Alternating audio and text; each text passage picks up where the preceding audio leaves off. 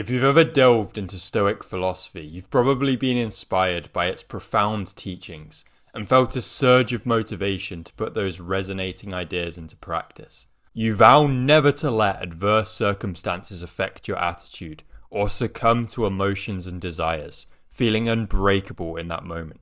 However, you've also likely encountered situations just hours or days later that challenge these Stoic principles. You might lose your temper, or allow yourself to get offended, or experience crippling anxiety, or just feel miserable. In these sorts of moments, practicing Stoicism can seem genuinely impossible. Your mind becomes engulfed in the prevailing emotion, and you may not even want to attempt implementing the ideas.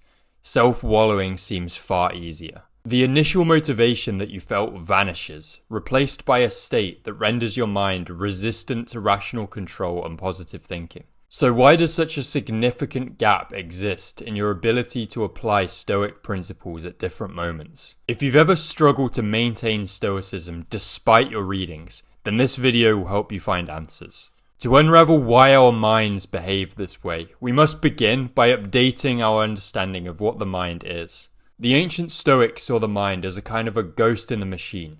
You have a physical body, and that body is inhabited by an immaterial mind that remains untouched by physical causes. Marcus Aurelius articulated this idea, stating, "Things themselves touch not the soul, not in the least degree, nor have they admission to the soul, nor can they turn or move the soul. But the soul turns and moves itself alone, and whatever judgments it may think proper to make, such it makes for itself regarding the things presented to it."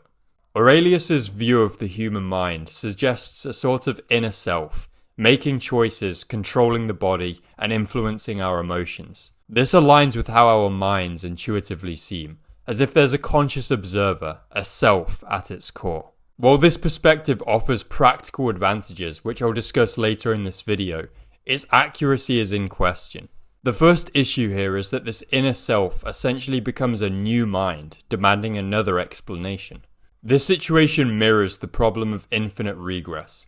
It's like explaining one thing by introducing another, that in turn requires further explanation, leading to an endless chain of causes, or minds within minds. In the context of mind, which is supposed to clarify and explain our behavior, this model adds an additional layer of mental agency, necessitating a further explanation for its choices and actions. With our modern understanding of the brain, we recognize a direct correlation between events impacting our physical brain and having effects on our conscious experience. For instance, certain drugs can induce specific emotions like fear, love, or anger, while excessive alcohol consumption can profoundly influence your consciousness, your desires, and your intentions. In both cases, you've merely ingested substances that affected your physical makeup, yet your mind is also profoundly influenced. The gruesome example of Phineas Gage, a railroad construction worker,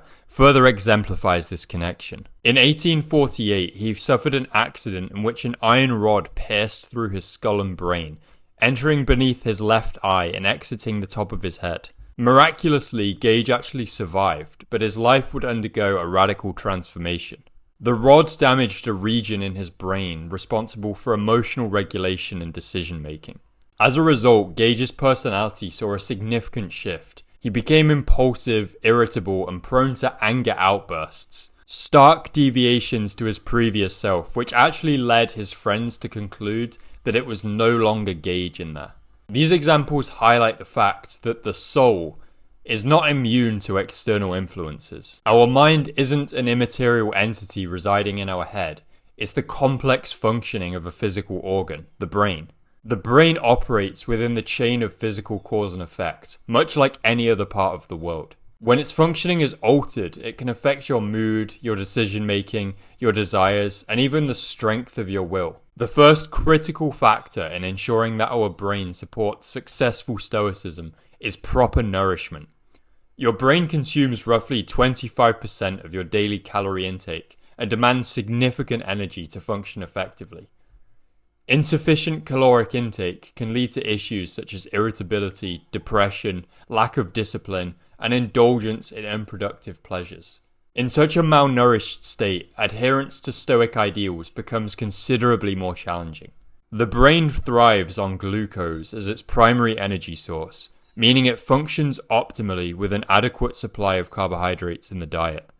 This energy is essential for all of the brain's functions, including the production of neurotransmitters like serotonin, dopamine, and acetylcholine, which play a crucial role in mood regulation. In a similar vein, various lifestyle factors play a crucial role in brain health, extending beyond mere calorie intake. Micronutrients, fats for hormone production, and quality of sleep all significantly impact your brain's function. Inadequate sleep, especially at irregular times, can markedly influence your mood, making you more prone to irritability, anger, and depression. Remember, it's your brain that's producing every single thought that you ever think, so you definitely don't want it to be in an undernourished state. But if you eat poorly, skip meals, and don't pay attention to your nutrition, then you will find yourself getting irritable, getting easily frustrated and angry, taking offense to things, and overall feeling like a victim. Paying attention to this can really help you see the truth of the Stoic idea that it's not your external circumstances that really matter, but your mind and how you view them. Skip meals and go about your day, and you'll find that small things upset you, and any inconvenience can seem like a terrible thing. Bad circumstances arising in your life can seem like fatal tragedies, but face the same sorts of things having eaten well, slept well, and being hydrated, etc., and you'll simply be able to take them in your stride. This is why it can seem introspectively to some people that they simply cannot think positively no matter what they do. Their brain is in a suboptimal state that makes this more difficult for them than it should. Usually this is not some intractable problem. There's a specific cause as to why that can be addressed. To effectively control your mind, it's important to prioritize diet and lifestyle, ensuring adequate sleep and proper nutrition. However, it's equally important to avoid the misconception that you can't find contentment or maintain self-control if for some reason you can't maintain perfect sleep or nutrition. While these aspects should be prioritized more than many people do, there are many situations in which they fall outside of our control. It would be a mistake to become so attached to them that you can't navigate these circumstances. In life, you will inevitably encounter sleepless nights and situations where adequate nutrition is a challenge. The risk in fixating on these factors is the belief that you have no choice but to be miserable when those things are beyond your control. They should not be used as excuses, and we should always embrace Stoic teachings to strive for a positive outlook and mastery over our mind, regardless of our circumstances. However, it's also rational to understand that for long-term success, paying attention to these factors is very important. While the neuroscientific understanding of the mind's control mechanisms remains speculative, we from our first-hand perspective sense something akin to a control mechanism in the brain, which we commonly refer to as our self. This mechanism clearly exerts top-down influence. For example, when you feel the urge to watch Netflix, but you get up and go and run anyway. While it isn't literally true, the Stoic understanding of the mind as an immaterial entity with complete free will over its processes does hold practical utility. This perspective fosters a high internal locus of control over your thoughts, emotions, and overall mindset. Believing that you can always maintain a positive outlook regardless of sleep or nutrition motivates a greater effort to embody Stoic teachings even in the harshest conditions, rather than accepting negative emotions and mentality as inevitable biological fate. Countless human beings have remained incomprehensibly mentally resilient, whilst undergoing extremely suboptimal physiological circumstances. People have gone extreme amounts of time without proper food or water, they've endured extreme cold. Many people throughout history will have had massive nutrient deficiencies that affect your brain and will still have remained stoic and positive. So when you are forced into a lack of sleep or bad nutrition or bad health, you can still exert your will to be one of those people who overcomes and resists their biological circumstances with a champion mindset, rather than just giving up because of thinking that it's impossible to remain positive. Think of it like a sort of resistance training. When you're forced to not sleep well, or to not eat properly, or whatever the biological influence is, you're engaging in training of your mind under harsh circumstances. like a soldier who practices tabbing with extra weight. Whilst it might seem unbelievably difficult at the time, when those conditions ease and you can finally sleep or eat well, you'll suddenly find it so easy by comparison to uphold a positive outlook and maintain the Stoic virtues. Thus, it is a challenge to be conquered, not a guaranteed fate of misery. I've personally grappled with the interplay between free will and biology, particularly in my journey with chronic fatigue syndrome. When dealing with such conditions, when one's brain is intricately tied to one's physical well-being, it can be extremely challenging to uphold Stoic attitudes, especially when symptoms are severe. For instance, there was a period where I developed a severe vitamin D deficiency that greatly exacerbated my symptoms. Whilst I've naturally had the ability to maintain a positive outlook, during this time I was profoundly unhappy. I lacked energy, I couldn't sleep properly, and my brain just was not functioning at all as it should. Now, it's of course reasonable to assume that my vitamin D deficiency was influencing my brain's ability to function properly, potentially impacting the production of neurotransmitters associated with happiness. During this time, my unhappiness really fell outside of my control. As I addressed the vitamin D deficiency and greatly increased my sun exposure once summer came around, my symptoms drastically improved. This transformation included a complete 180 turnaround of my mental state. This really makes it seem like my happiness during that time was outside of my control. With the severe vitamin D deficiency and lack of sunlight, I was left unhappy and miserable, and depression is a characteristic symptom of vitamin D deficiency. Then I improved my levels of vitamin D, I started getting lots of sun when summer came around, and just like that my mindset had transformed. On the other hand though, it's very important not to underestimate our own capacity to control our mind from within. Whilst it may seem challenging, a committing Stoic may indeed maintain a very positive outlook, even in the face of severe physiological limitations. Believing in this capacity can actually strengthen it, preventing self-imposed limitations on our own mental resilience. I've definitely made the mistake in the past of undermining my own autonomy over my own mind, by believing my positive outlook to be dependent on upholding certain biological lifestyle factors. My approach now is essentially to accept a contradiction. I believe that my biology determines my mind, so I always ensure that I eat, sleep, and hydrate myself properly, because I recognize that these factors are crucial for maintaining the mindset that I want. If I don't eat or sleep or hydrate properly, then my brain won't function adequately, it won't produce the neurotransmitters I need, etc, etc. But then day to day, when I'm actually engaging with the world, I embrace the view that I'm a kind of a ghost in the machine that remains uncaused by any physical events and just gets to exert physical control over my body and my mind. I find that this view allows me to believe in my own capabilities a lot more and find it to be a healthier way of conceiving of myself. This is because it prevents the encroachment of determinism, it preserves my agency, and it upholds the sanctity of my personhood. I'm not just chemicals and neurons in a constant state of flux, subject to the laws of physics and cause and effect. I'm an irreducible self that gets to exert control and is myself uncaused in my decisions and emotions. Overall, I believe that the study and reflection upon practical philosophy and living a healthy lifestyle complement each other. However, the key lies in finding the right balance between the two. Becoming overly preoccupied with controlling your lifestyle and diet can lead to frustration, stress, and discontent if any disruptions occur. Conversely, paying too little attention to it can also create problems, as mentioned earlier. It might be useful to think of this balance in a similar fashion to how we consider money. There's nothing inherently wrong, even from a Stoic perspective, with striving to improve your financial situation. We can recognize that for many people, earning more money will enhance their lives. The error emerges when we become overly attached to money, using it as a crutch for our happiness, and believing that we can't live well without it. Just as you may be forced into times of financial instability, you may be forced into sleepless nights or poor nutrition or poor health, and in both cases, you shouldn't use them as an excuse for why you have a negative outlook.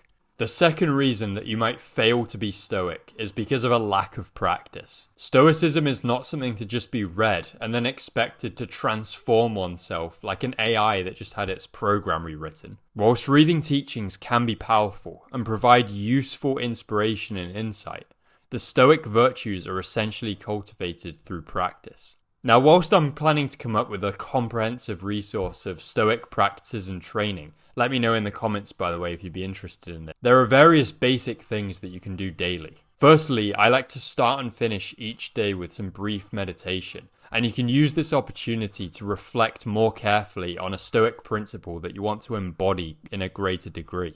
If you find the idea of being worse off financially something hard to come to terms with, for example, you can practice envisioning yourself in those circumstances and reflecting on the fact that it is perfectly possible to be content nonetheless.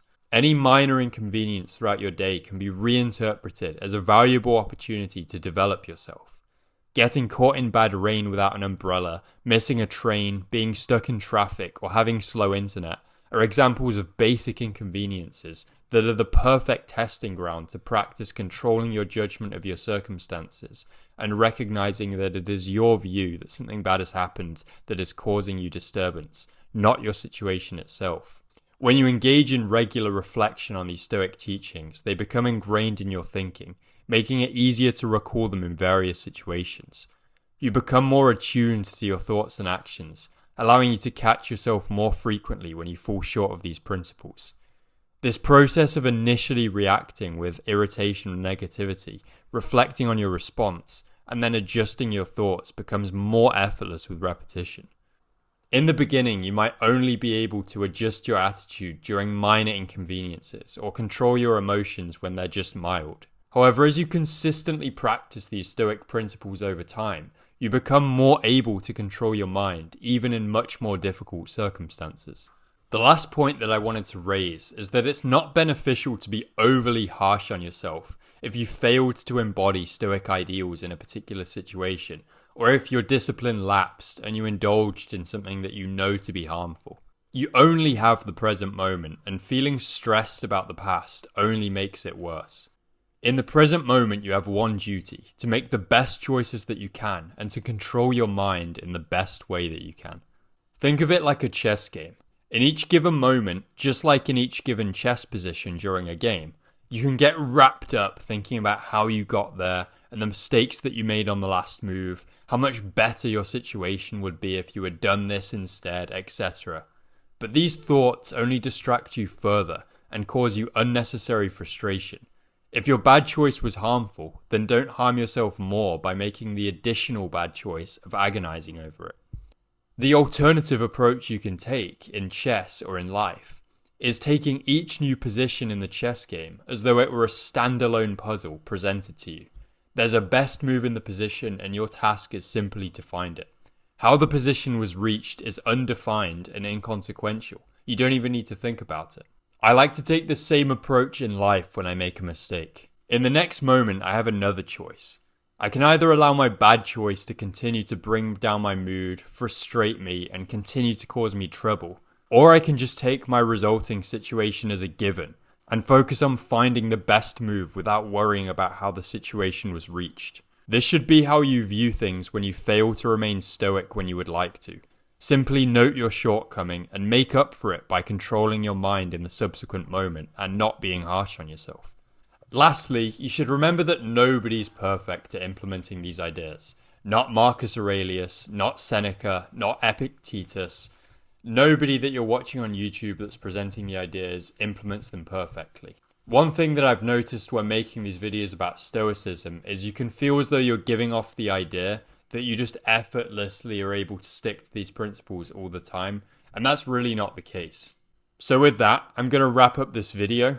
I hope you enjoyed it, found it somewhat insightful. I put a lot of original thought into this one, so let me know in the comments what you think. I always enjoy reading comments, and I always respond to as many as I can, unless the video blows up, in which case responding to comments is simply beyond my control.